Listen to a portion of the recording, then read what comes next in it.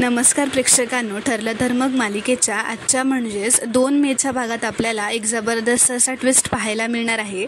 पण त्याआधी जर तुम्ही माझ्या चॅनलवर नवीन असाल तर चॅनलला प्लीज सबस्क्राईब करा. तर प्रेक्षकांनो, आता आपण पाहतो की प्रियाने रविराजला फोन केलेला असतो. ती म्हणते, बाबा बिझी आहात का तुम्ही? तर रविराज म्हणतो, नाही ग, बोल ना, आज कशी आठवण काढलीस? तर प्रिया म्हणते, काही नाही, असंच आठवण आली, जरा महत्त्वाचं बोलायचं होतं म्हणून फोन केला. रविराज म्हणतो, का ग, काय झालं, काही प्रॉब्लेम आहे का? तर प्रिया म्हणते, नाही, मी विचार करत होते की आपण दामिनी देशमुखला जाऊन भेटूयात का? म्हणजे त्यांना जे काही प्रश्न विचारायचे असतील त्यांची उत्तर देईन ना मी. तर रविराज म्हणतो, आता हे मध्येच काय काढलंस? तुझी मानसिक स्थिती ठीक नाही आहे म्हणून तुला यायला जमणार नाही असं ठरवलं आहे ना आपण. तर प्रिया असं म्हणते, पण बाबा आपल्याकडे लपवण्यासारखं काही नाही आहे ना, मग जायला काय हरकत आहे? आणि अर्जुनने घरच्या माणसांना नोटीस पाठवली ही गोष्ट लागली हो मला. शिवाय त्याने मला इंटरोगेट केलं. तो मला खोट्या आरोपात अडकवेल बाबा, म्हणून मी त्याला नाही म्हणाली. पण दामिनी खरी आहे ना, ती योग्य तेच करेल. तर रविराज म्हणतो, खरा तर अर्जुन पण आहे, पण मला नाही वाटत तो तुला यात अडकवेल. पण या केसबाबत तो चुकीचा विचार करतो एवढं नक्की. तर प्रिया म्हणते, हो, म्हणूनच मी म्हणते आपण दामिनी मॅडमना थोडं कोऑपरेट करायला हवं ना, कारण सत्य सगळ्यांना कळायला हवंच. तर रविराज म्हणतो, ठीक आहे, मी दामिनीला फोन करतो आणि आजच भेटता येईल का बघतो आणि तुला कळवतो. तर आता प्रिया फोन ठेवल्यावर असं म्हणते, निदान आता महिपत डोक्यावर बसणार तरी नाही. तर इथे दुसरीकडे आता प्रिया डायनिंग टेबलजवळ येते. कल्पना म्हणते, ये तन्वी, तू पण नाश्ता करायला बस आमच्यासोबत. तर प्रिया म्हणते, नाही आई, मी बाबांकडे चालले, तिथेच नाश्ता करेन. तर तेवढ्यातच प्रताप तिला विचारतो, अगं तन्वी, परत माहेरी जातेस का गं? अगं 2 दिवसांपूर्वीच गेली होतीस ना, आणि त्यानंतर प्रतिमा आणि रविराजसुद्धा इथे येऊन गेले. तर प्रिया म्हणते, मग काय झालं? तर प्रताप असं म्हणतो, अगं तसं काही नाही, माझं काही ऑब्जेक्शन वगैरे नाही आहे, पण असं सारखं माहेरी जाणं चांगलं नाही ना. म्हणजे मग मनात शंका येते की तुमचा संसार नीट सुरू आहे ना, तुझं मन इथे रमत नाही आहे का? तर प्रिया म्हणते, बाबा असं का विचारताय तुम्ही? आमचा संसार किती उत्तम सुरू आहे माहिती आहे ना तुम्हाला. ते आश्रम केसबद्दल जरा हालचाली सुरू आहेत ना, म्हणून त्यासाठी बाबांशी जरा डिस्कस करायचं होतं म्हणून चालले. आणि लग्न झाल्यानंतर बाबांनी माझ्याशी बोलणंच टाकलं होतं. आत्ता कुठे जाऊन ते आधीसारखं परत बोलायला लागलेत माझ्याशी, म्हणून जाते. आणि माझं इथे मन रमणार नाही असं कसं होईल? तर आता अर्जुन मध्येच म्हणतो, तुझं मन तर इथे रमणारच ना, कारण इथे तुला माझ्या बायकोच्या हातचं टेस्टी जेवण खायचं असतं आणि तिच्याबद्दलच काड्या करायच्या असतात. कोणाच्या खोलीबाहेर कान लावून उभं राहायचं असतं, तर कोणावर चोरीचा आळ घालायचा असतो. किती बिझी असतेस तू इथे, कसं रमणार नाही तुझं मन इथे? तर आता कल्पना अर्जुनवर चिडतच म्हणते, मला वाटलंच तू हिला अजून टोमणे कसे मारले नाहीस, हिला टोमणे मारल्याशिवाय तुझी सकाळ होतच नाही ना.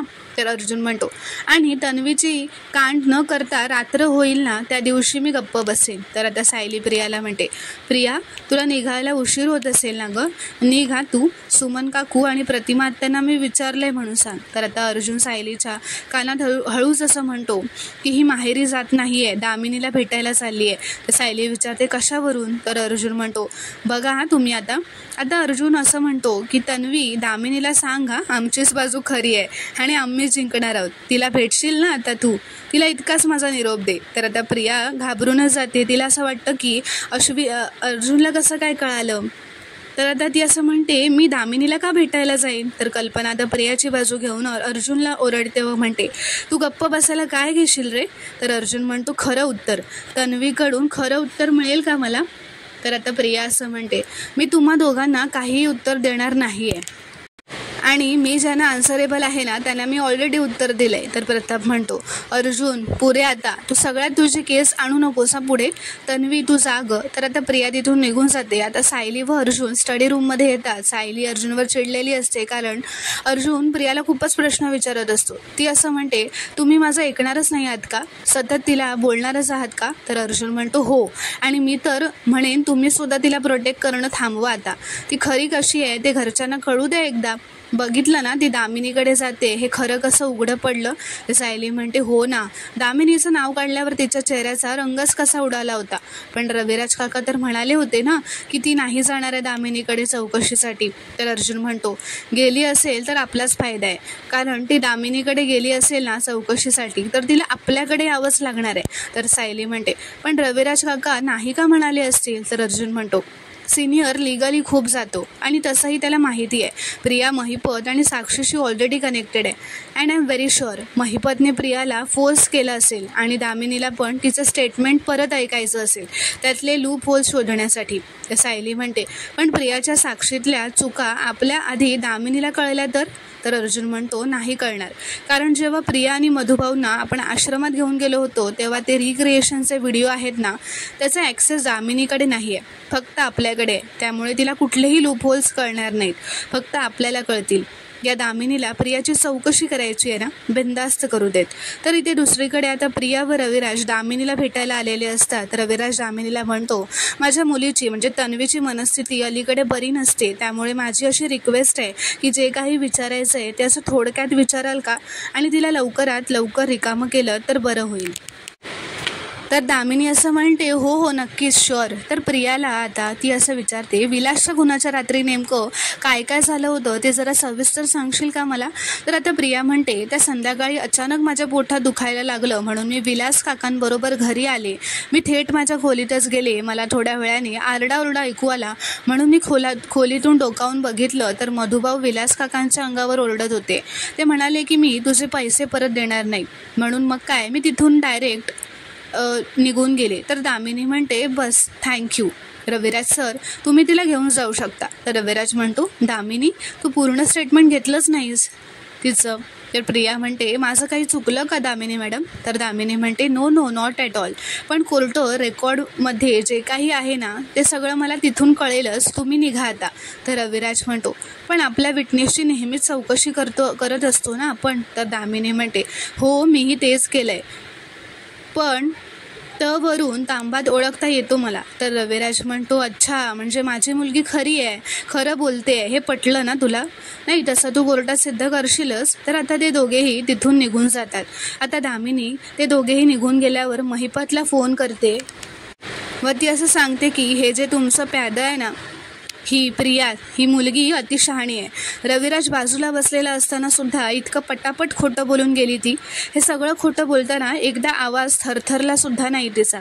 तर महिपत म्हणतो अहो देशमुखबाई त्या पोरीत हे गुण आहेतच आधीपासून. तर दामिनी म्हणते मला तिला रविराज शिवाय बोलायचं आहे, भेटायचं आहे, तिला परत पाठवून द्या. तर महिपत म्हणतो हो लगेचच पाठवतो. इथे दुसरीकडे आता अर्जुन सायलीला असं म्हणत असतो आपल्या हातात एक नवीन धागा लागलाय मिसेस सायली. त्या पोलीस स्टेशनचे इन्चार्ज त्यांना विलासचा मेसेज कधी आला आणि ते कधी निघाले हे जर आपल्याला कळालं ना, ते सायली म्हणते प्रिया दामिनीच्या चौकशीत काय काय बोलते हे आपल्याला कळलं तर अर्थात ती सगळं खोटंच बोलणार आहे जशी कोर्टात बोलली तसं. तर आता अर्जुनला चैतन्याचा फोन आलेला असतो. तो म्हणतो आपलं काम झालंय तन्वीचा सायकोलॉजिस्टसमोर चौकशी करण्याची परवानगी कोर्टाकडून मिळाली आहे. मी लगेच रविराज सरांना तशी नोटीस पाठवतो. तर आता इथे दुसरीकडे रविराज व प्रिया घरी आलेले असतात. रविराज म्हणतो मला एक कळत नाही आहे दामिनीने तुझं स्टेटमेंट पूर्ण ऐकून का नाही घेतलं. तर प्रिया म्हणते बाबा एवढी मोठी वकील आहे ती, माझ्या 3-4 वाक्यातच अंदाज आला असणार की मी खरं बोलते ते.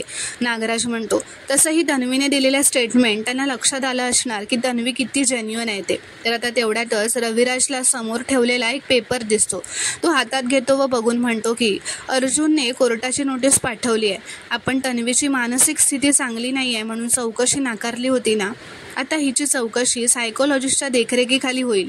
इथे सायली अर्जुनला विचारत असते काय झालं. तर अर्जुन म्हणतो आता प्रियाला चौकशीसाठी यावंच लागेल, तशी नोटीस पाठवली आहे आणि ती कोर्टाकडून एक्सेप्टसुद्धा झाली आहे.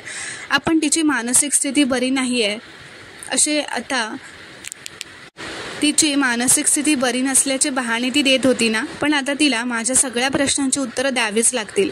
प्रियाला आता यावंच लागेल. स्वतःला खूप हुशार समजत होती ना, पण आता मी तिचा डाव तिच्यावरच उलटवणार. तर सायली म्हणते, आता तरी तिचा खोटेपणा उघडा पडेल ना, मी त्या दिवसाची कधीपासून वाट बघते. तर अर्जुन म्हणतो, प्रियाची बॉडी लँग्वेज ॲनालिस करताना त्या सायकोलॉजिस्टच्या नक्की लक्षात येईल की प्रिया ही खोटं बोलते. पण ते तसं जाणवू देणार नाही तिला, पण तिच्या रिपोर्टमध्ये ते नक्कीच येऊ शकतं. आता प्रियाचा गेम संपणार, this is the beginning of her end, हे तिच्याही लक्षात आलं असणार. खूप घाबरली असणार ती. तर प्रेक्षकांनो, पुढील भागात आपण पाहणार आहोत की अर्जुन असं म्हणत असतो, या पोस्टमॉर्टम रिपोर्टप्रमाणे विलास मेल्याची वेळ आहे 8:30. तर सायली म्हणते, पण मधुभाऊंपासून माझ्या जीवाला धोका आहे, हा विलासचा मेसेज तर इकडे दामिनी असं प्रियाला म्हणते, तो मेसेज तू केला होतास? असं ती उभं राहूनच रागातच प्रियाला म्हणते, अगं मूर्ख मुली, विलास मेला आधी, तू मेसेज नंतर केलायस. असं म्हणून ती आता तिच्या कपाळावर हातच मारून घेते. तर इथे अर्जुन म्हणत असतो, ही मेसेज करणारी व्यक्ती एकदा सापडली ना की मधुभाऊ सुटणार आणि आपण जिंकणार. असं म्हणून आता सायली अर्जुन एकमेकांच्या हातावर हात ठेवतात. तर प्रेक्षकांनो, पुढील भागात काय घडणार हे पाहणं खूपच रोमांचक ठरणार आहे. व्हिडिओ पूर्ण बघितल्याबद्दल धन्यवाद. व्हिडिओ आवडल्यास कॉमेंटमध्ये नक्की कळवा व चॅनलला प्लीज सबस्क्राईब करा.